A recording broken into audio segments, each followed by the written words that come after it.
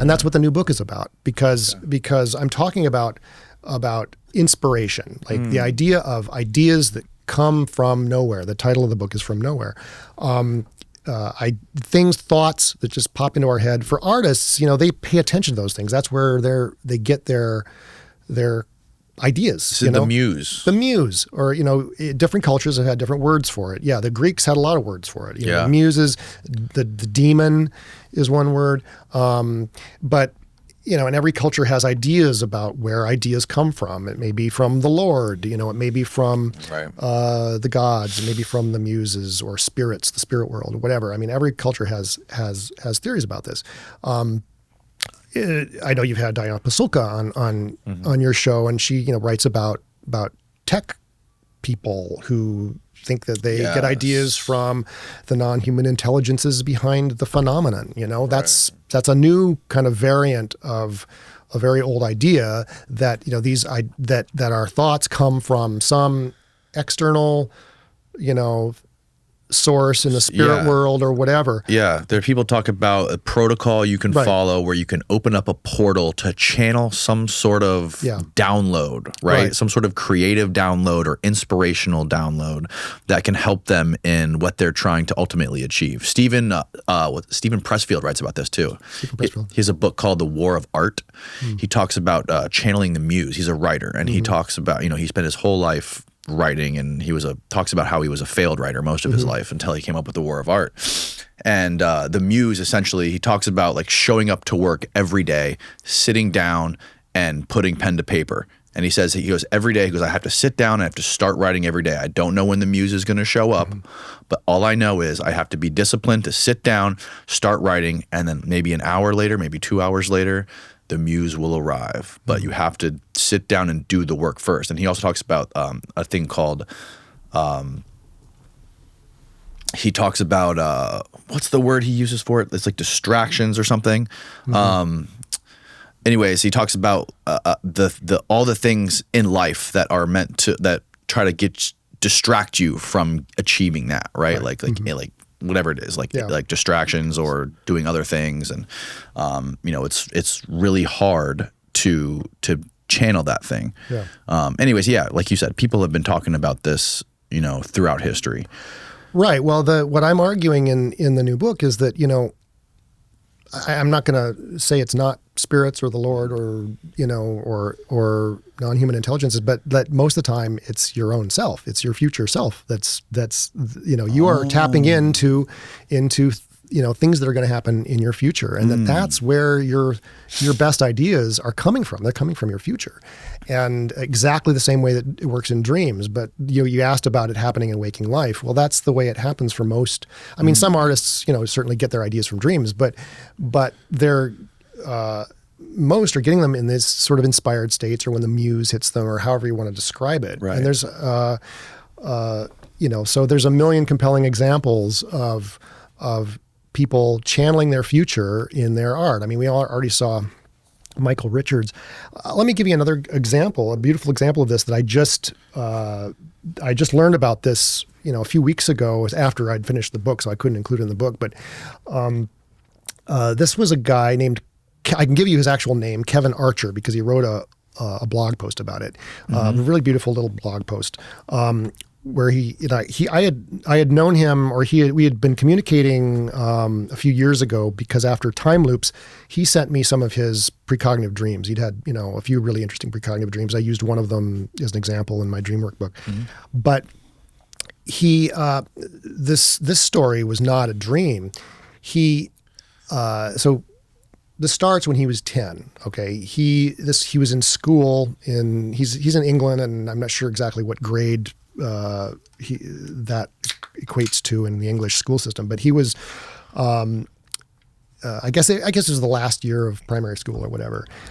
His teacher assigned the class to imagine that they were some ancestor of theirs in any kind of historical period, and to just write a story about being that ancestor. Okay.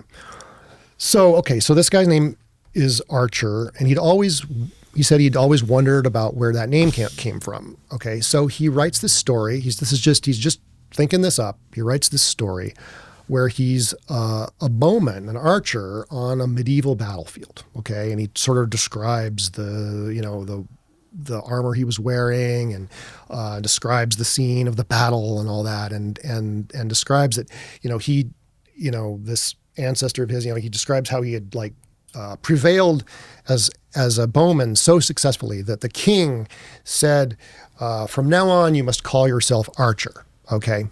So, the teacher apparently talked to his parents and said this was such a good story. I felt like I was transported into medieval times, whatever. Okay, so fast forward 40 years. Okay, he's now about 50, and his young daughter is asking about her heritage. And so he, again, he's now in an age where you can look these things up on the internet rather than, which wasn't the case, 40 years ago. So he starts doing a little genealogy research, or not even doing the genealogy research. He just immediately finds online that one of his distant cousins had been doing the genealogy of his family and had a vast spreadsheet of the Archer family. Okay. Well, the very first entry of this spreadsheet he sends him is the story of this bowman in Henry V's army at the Battle of Agincourt in 1415. And this ancestor was named Simon de Boys. All right. And if you know anything about the Battle of Agincourt, it was won partly because of the English bowmen. They were vastly outnumbered by the French in this forest or near a forest, but their bowmen were superior, and that the archers sort of won the day. And it's a very famous battle, and Shakespeare's Henry V, the famous speech, we band of brothers, that comes from Shakespeare's story about the Battle of Agincourt and Henry V. Anyway, so the very first cell in this spreadsheet about this guy's genealogy explains how Simon de Boys, was so successful as an archer or as a bowman in the Battle of Agincourt that Henry V awarded him an annual stipend of 5 marks or whatever, which was pretty good salary, on the condition that he change his name to Archer. Huh. Okay. So it's exactly what he wrote about randomly at age 10. Now, he, like any person who's at all skeptical, and you should be skeptical of these stories, he immediately reached out to his parents and said, did you guys know any of this history about our name? Had you ever told me this? Am I just imagining that I didn't know this at the time? And they were just it was as new to them as it was to him. He never knew this history. And there's an added detail to it. A lot of people are going to hear that story and think, oh, well, maybe he was the reincarnation of Simon de Boys or something like that. Okay. Oh, yeah, he was remembering a previous life. A life, yeah, okay. That's what Kripal talks about, too. Well, in his subsequent to this, he learned that story about the origin of the name Archer happening after the Battle of Agincourt is false. That actually the family name Archer originates a few decades before that battle, and it wasn't that story at all. So it's not, he wasn't remembering some past life, because that was actually kind of fictional, or it was a fiction that he wrote, or a bit of kind of legend or folklore that you read. Interesting, man. So he was precognizing in his inspired moment, or it wasn't inspired. I mean, he was just forced to write a story in school. And so kind of what emerges under his pen as he's writing is this amazing learning experience he would have 4 decades in his future about his ancestry. It's just a lovely example of what I think happens all the time when artists are working, whether it's, getting that kind of random out of the blue, oh my God, this new idea, comes landing in your head, or whether you're just doing what you described, which is just kind of the work of sitting down and forcing yourself to work. I'll give you another example that's, I think some people are going to raise their eyebrows at this, and I would love to hear people's reactions to this, but, so I was watching. So I'm obviously, when I read artist biographies now, or when I learn about an artist's process, I'm always kind of, looking for possible examples of this.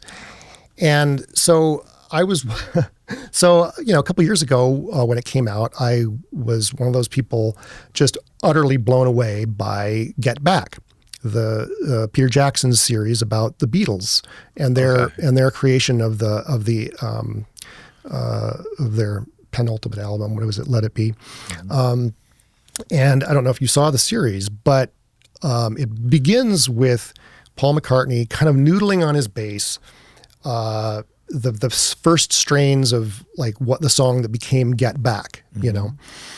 And he's kind of noodling, and like over the first few days, and this is about a rehearsal. They're kind of rehearsing for what they think is going to be a live show, and it's just it's. On the surface, it's kind of boring, but the fact that these are the Beatles, and if you grew up with the Beatles and in awe of the Beatles, it's like amazing to watch this, and it's the best, it's the best document of artistic creation that's ever been put on film. It's a phenomenal show, and it's just this footage of them in the studio like jamming essentially. Yeah. And you're watching these songs come together, essentially as you're watching. So anyway, so on January 7th, 1969, which is when the show starts, Paul McCartney is like noodling this idea, and it's like about the only line he has is get back, to where you once belonged. So, and then over the next 2 days, it sort of evolves a little, and he gets this idea. Okay, they're JoJo, something about JoJo, and then JoJo. Somehow he lives in Arizona, and like Tucson, Arizona. JoJo, get back, JoJo. They're just kind of like they're all kind of just playing around with this idea and like whatever. And then on January 10th in the morning. There's a book, by the way, that goes with this film, and so you can read the transcript and everything. It's amazing. So on the morning of January 10th, 1969, they're noodling this idea. John Lennon tosses out there, but he knew it wouldn't last. Okay, so that's another new line in the song. Okay, whatever. Okay, so that day at lunch, George Harrison leaves the band. He walks out. He stands up. He's so exasperated with like all the disagreements between his band members. There's a lot of frictions. Paul's being very bossy, and he feels George is just feeling unappreciated. So he walks out and he says, "See you around the pubs." So that's the big cliffhanger ending of the first episode of Peter Jackson's series. And so what transpires is over the following week, the other three Beatles had to go, all the four Beatles had to convene at Ringo's house to convince George to get back.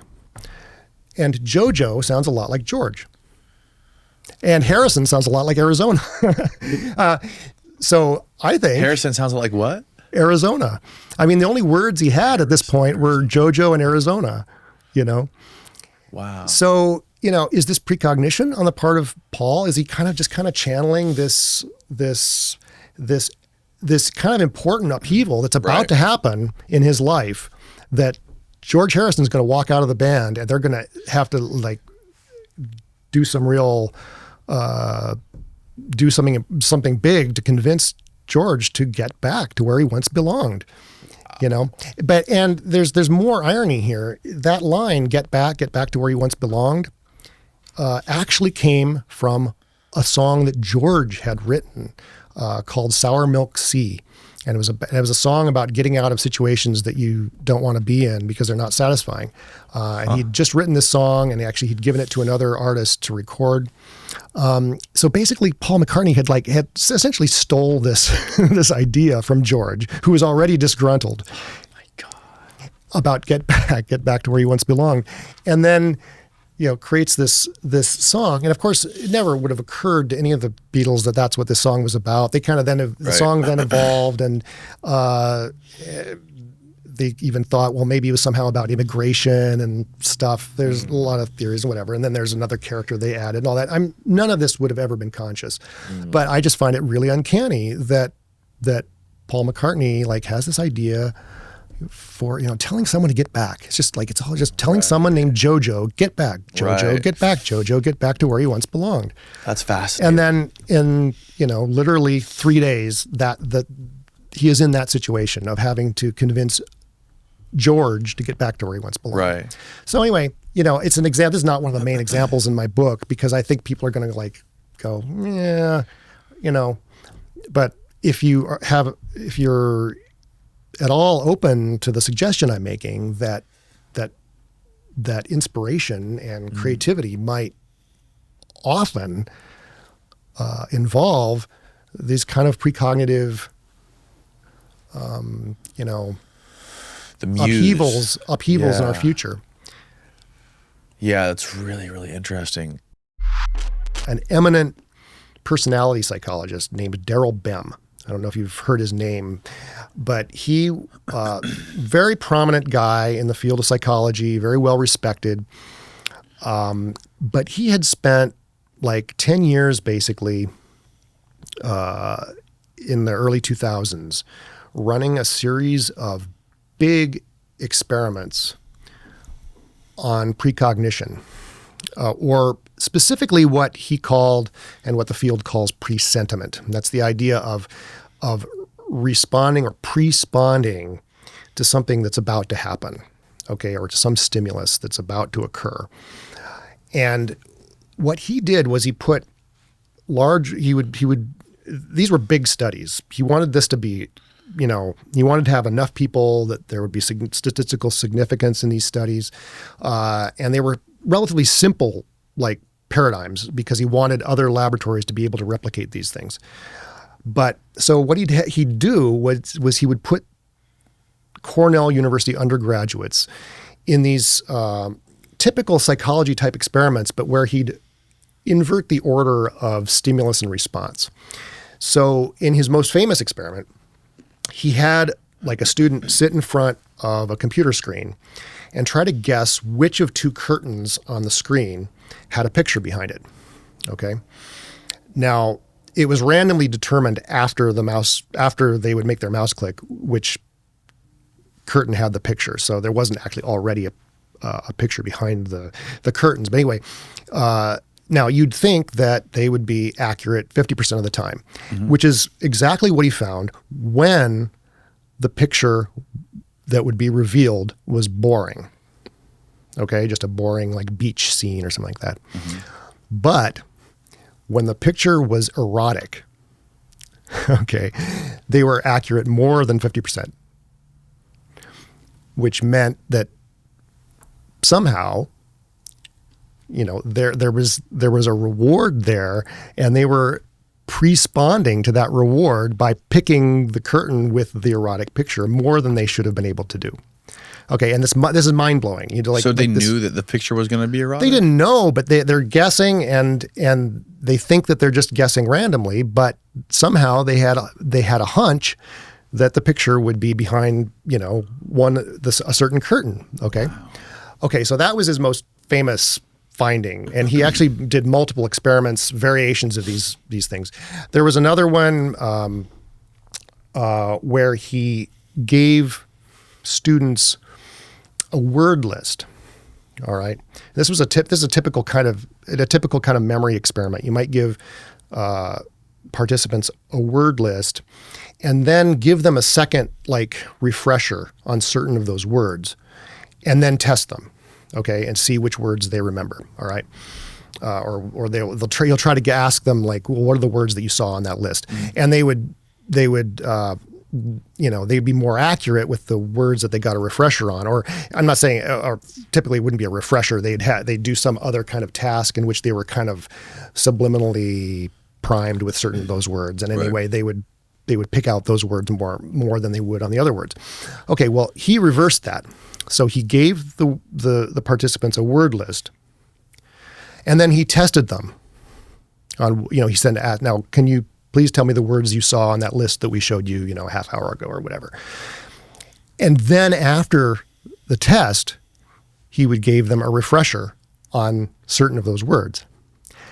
And again, they did better on the words that they got the refresher on later. Whoa. Yeah. So he called this retroactive facilitation of recall as the word that he used for this. Anyway, so he took a lot of basic psychology paradigms, but just flipped them in that way. And he got statistically significant results in, I think, 8 of the 9 experiments.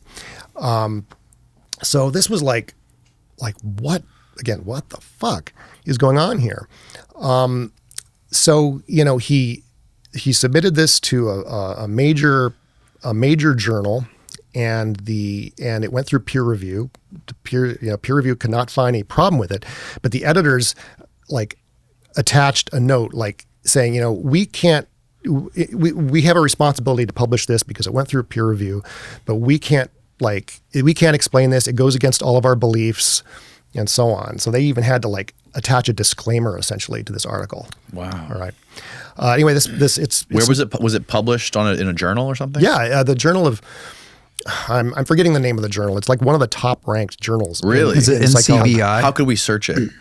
Just type in "Feeling the Future." Feeling the Future. Yeah, Daryl Bem, B-E-M is his last name. Feeling the Future. It's very famous now. Okay. And of course, there's 1 million people trying to debunk it. If you go on Wikipedia, there are cadres of people who just debunk. There you go.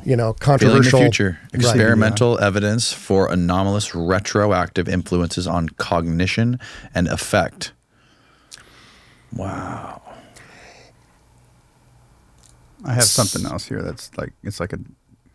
Oh, this is him, Daryl.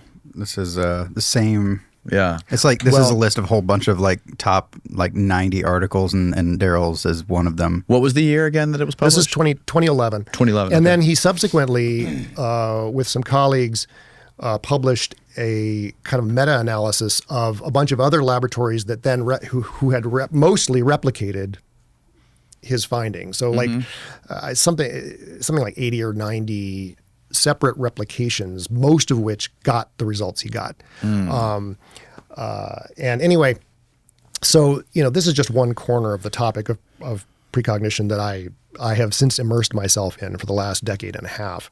Have there been any other studies done since then? Yeah, there's a lot of people are doing this work around the world. No, I won't say a lot. Some people have. There are a handful of researchers in neuroscience that are open-minded enough to study this stuff, but no one can get the funding necessarily that's necessary to do a big major study on this because no one in the big funding institutes are going to take it seriously at this point because there's so much resistance to this topic. You find that with any paranormal topic.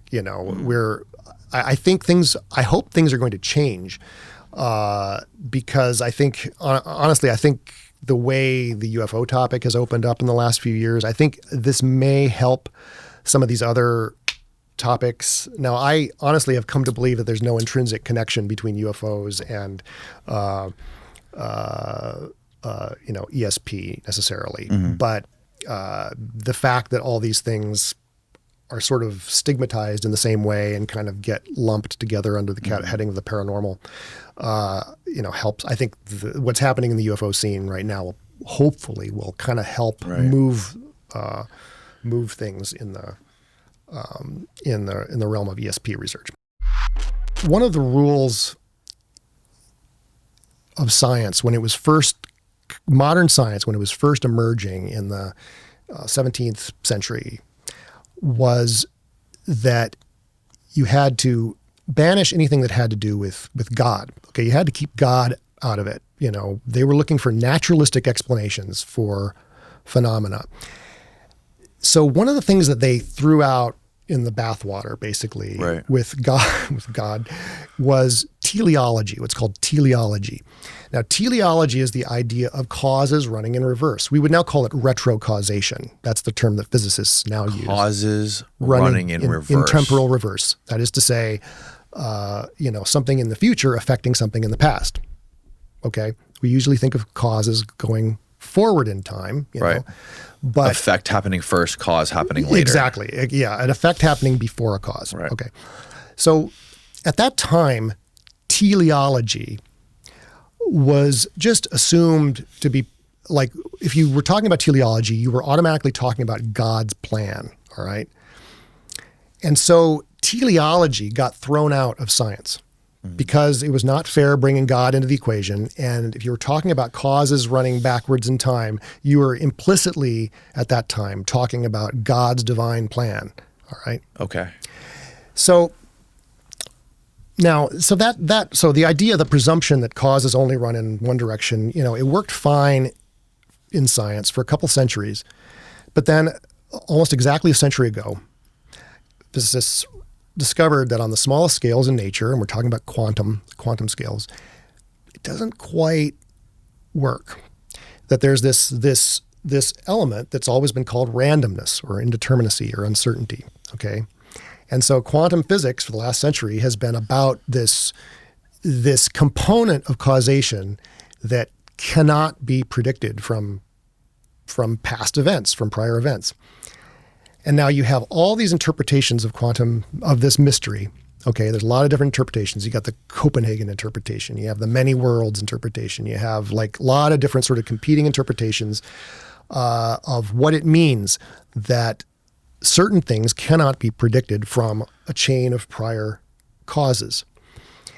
And one of the theories is retrocausation. Well, wait a minute. Maybe causes are propagating from the future to the past, as well as from the past to the future. And maybe that's what accounts for this thing we're calling randomness. Now, one of the most influential figures in early quantum mechanics was Niels Bohr. And he was a very brilliant man and very sort of powerful personality. And he sort of dominated the conversation, like in the early years of quantum physics. Okay. And he sort of convinced people that it's just random, and you have to accept that the world is random on the smallest scales in nature, and we have to just accept it, and there's no reason for it, and that you've probably heard the idea of wave functions collapsing, the collapse of the wave function. This is kind of the core mystery in quantum physics, is like things are they're mostly unpredictable until you make a measurement, and then things take on a solid reality. There's kind of things behave as waves. Double slit experiment. Double slit, all that, yeah. And sort of there's this mystery of what happens when you make a measurement of something. Right. And that from that, there's a popular idea that somehow it's observation itself that collapses the wave function. And maybe it has to do with our consciousness or something like that. Right. That's one, it's not a mainstream idea in physics, but that's been taken up by, certainly by people in the New Age and stuff. It's an appealing idea that somehow it's our minds that are causing reality or whatever. Right. But anyway, Bohr said, just don't worry about it. Just do the math. The equations, can be used to predict very well what happens to particles in the aggregate. Like if you have a bunch of particles, you can tell exactly what's going to happen. Even if you don't know what's going to happen to a single particle because of this indeterminacy factor. But more and more physicists now are talking about retrocausation, that, hey, wait a minute, what if that whole randomness thing, what if it isn't random? What if my measurement now of this particle, this electron, is actually causing what happened in its past? And in that case, is not random. And there's this retrograde component in causation, retrocausation. And they have actually done experiments that suggest that that's what's going on. I'll give you an example.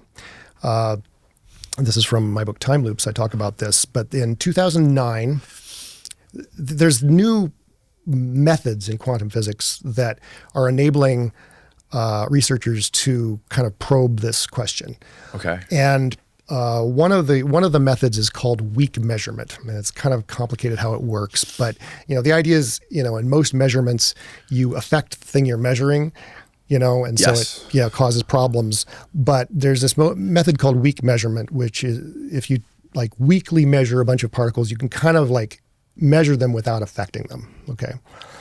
So what they did in this experiment, it's very similar to what happened in Daryl Bem's experiment, except this time we're using photons, not Cornell undergraduates, okay? Just substitute photons for the Cornell undergraduates. basically what they did was they took a laser beam, all right, and they put it through a beam splitter. So you have the same beam, but then it's split into two, all right. Now then what they did was they weakly measured the photons in both beams, all right. And then they subjected one of the beams to a strong measurement, if you want to put it that way. And what they discovered was that back in time when they were weakly measured, the photons that got the later strong measurement had been amplified significantly. So that later measurement amplified the photons in their past. I see the look on your face, but it's the exact look, on your face when you learned about Daryl Bem's experiments. I mean, you like, what the? But it means that causes that events in the future at time point B somehow affect things at time point A in the past. And the idea, I think the idea of me and others who study precognition are that, okay, so the brain is somehow, well, first of all, a lot of more and more people now think that the brain is some kind of quantum computer or a quantum, sort of a hybrid quantum classical computer, because there seem to be quantum processes going on inside neurons. You've probably heard about microtubules. Well, yes. So microtubules, one theory of consciousness is that they have to do with these little molecular quantum computers inside neurons called microtubules. Uh-huh. Well, I think microtubules are responsible for reshaping the synapses during learning. And I think that microtubules are getting information from their future and reshaping the synapses based on what's going to happen to that cell in the future. I know it's mind-blowing, but evidence for this is actually coming from the field of quantum computing, because one of the things that's being discovered in people who are working with quantum computers and working with models of quantum computers is that you can reverse temporality in a quantum computer circuit, and sort of essentially, my simplistic way of putting it is that you can get an output before an input in a quantum computer circuit. And there's several articles on this phenomenon just in the last few years. So it's looking like quantum computers, might be more than just sophisticated number crunchers. I mean, it looks like, quantum computers might eventually make possible communication across time. This is a possibility that if you saw did you see the television show, The Peripheral? No. It's based on a novel by William Gibson. He wrote The Neuromancer back in the early 80s. He was sort of predicted, cyberspace and everything. Right. Well, his novel, The Peripheral, and they made it into an Amazon series a couple years ago, is about people using a quantum computer server to communicate across time. And wow. Yeah.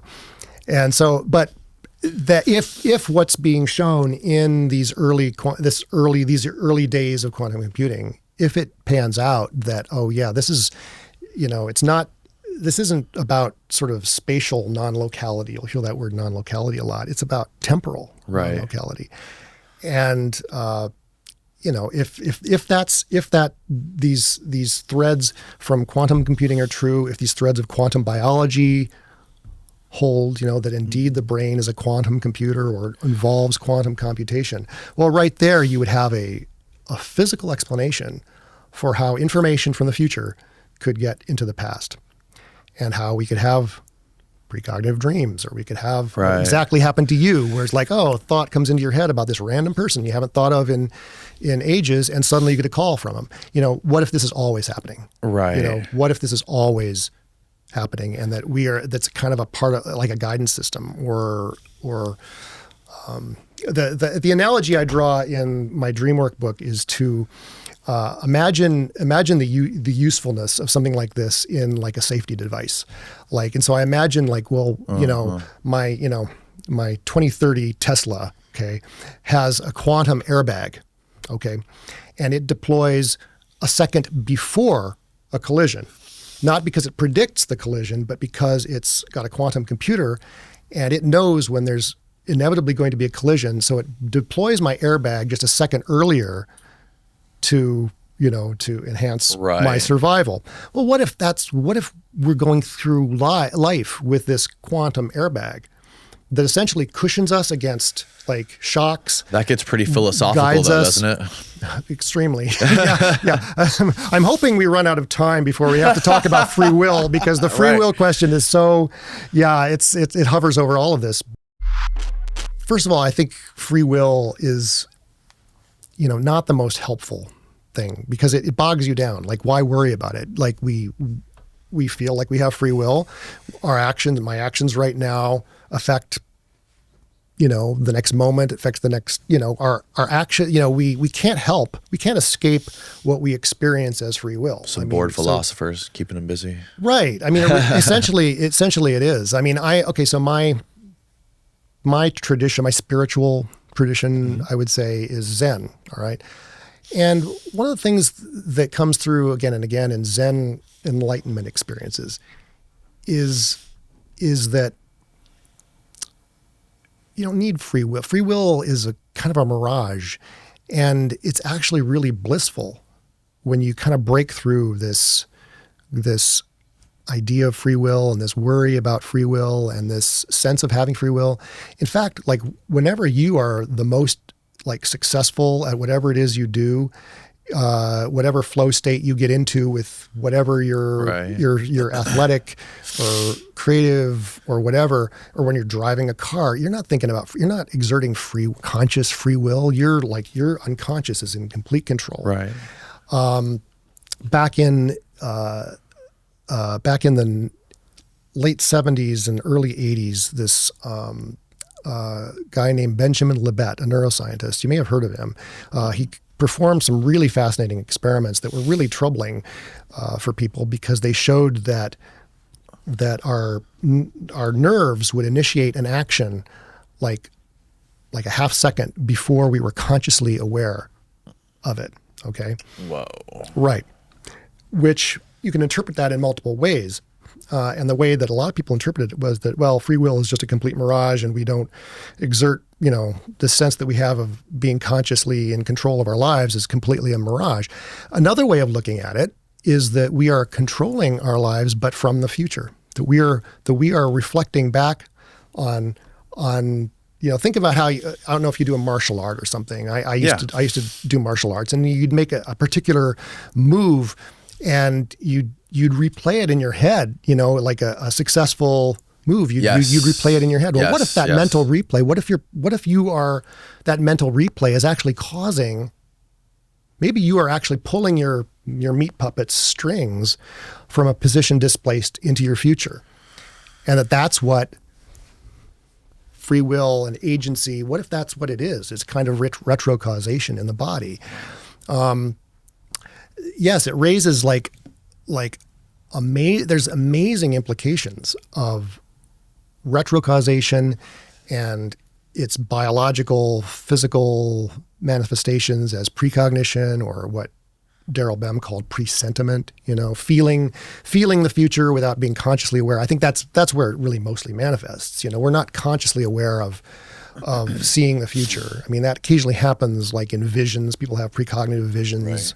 Right. But most of the time, it's controlling us unconsciously, and the implications, if this exists at all, then it's astonishing. It's astonishing, and I find it incredibly exciting, because it's like since the Enlightenment, if you could divide time into past and future, and then there's this line of the present in the middle of it.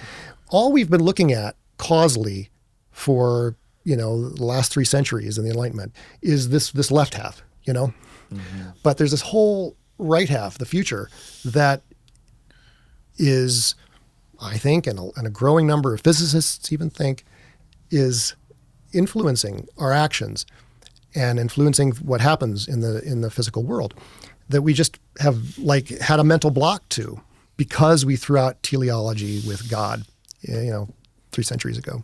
Okay, so time loops. it's kind of hard to conceptualize. So we got here some of your infographics that explains how this works. So it says a time loop is a causally circular formation in the block universe. An effect retro influences its own causes. Okay, so on one side, so you have a line going through the center of this loop, right? And and then the line represents time going forward from the present to the future. Mm-hmm. And on the left side of it, we have information traveling backwards in time, carried by strong emotion. And on the right side of the line, we have another curved arrow that is freely willed actions that lead to future outcomes. Okay. So if we were like thinking about the Daryl Bem experiment, that would be a good example. Okay. Clicking on a curtain and suddenly being rewarded or seeing an erotic picture, that's a reward. Yes. That's like acting like a treat if you were training a dog or a dolphin, give them a sardine. It's like it's like a reward. It's those little rewards. Somehow we don't know the mechanism, but somehow those rewards travel backward in time. Not only rewards, but also traumas of various kinds. So that's why, people often have, if they're aware of precognition, it's often in the context of having a dream about a loved one's death, for instance. Okay, this is interesting when you look at it this way, because this is not how I was thinking about it originally. So in the present, like we could have, like you could think of this sort of like as ambition, right? Like if you're ambitious throughout your life to achieve something, or that you want to do something with your life, all of your actions are going to be directed towards achieving this goal that you think that your life that you were destined to do, like you being a writer, right? Or me doing podcasts.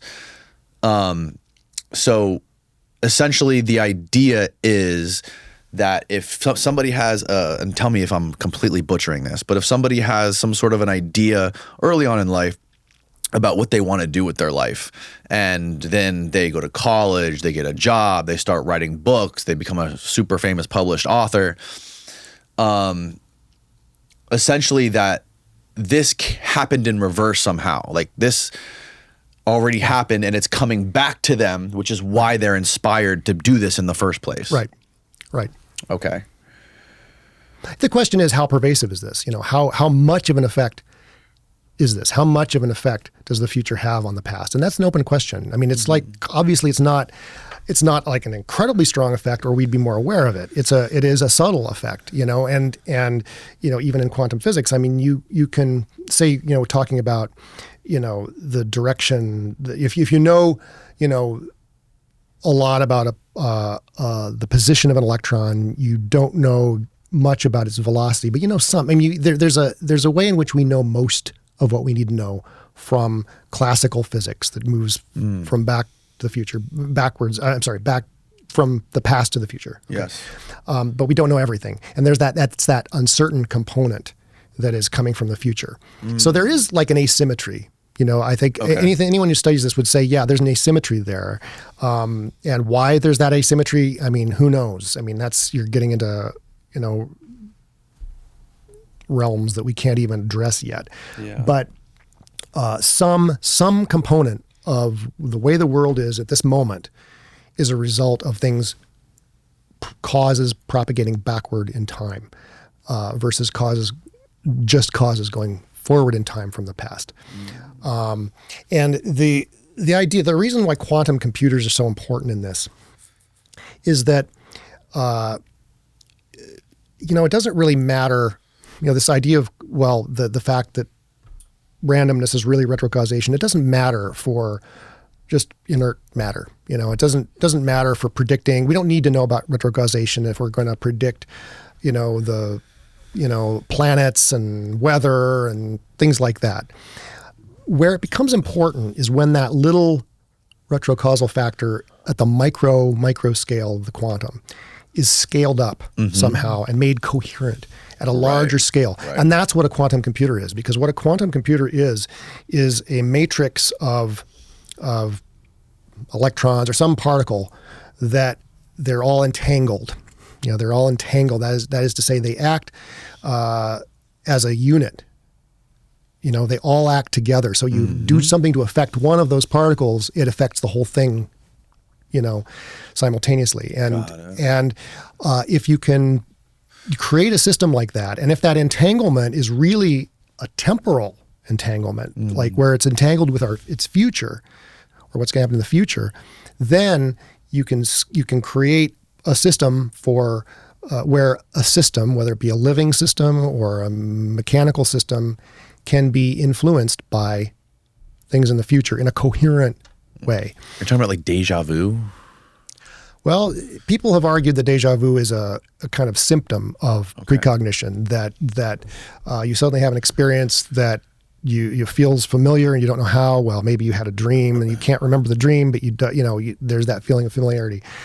It's complicated with deja vu because you can artificially induce deja vu. I think you can like probe a certain part of the brain and give someone the sensation that they've experienced this before. So the possibility that this is just the brain misfiring, I think you have to kind of keep that possibility. So that's why I hesitate to say that deja vu is necessarily about precognition. Okay. But a lot of people through the years have argued exactly what you're saying. Mm-hmm.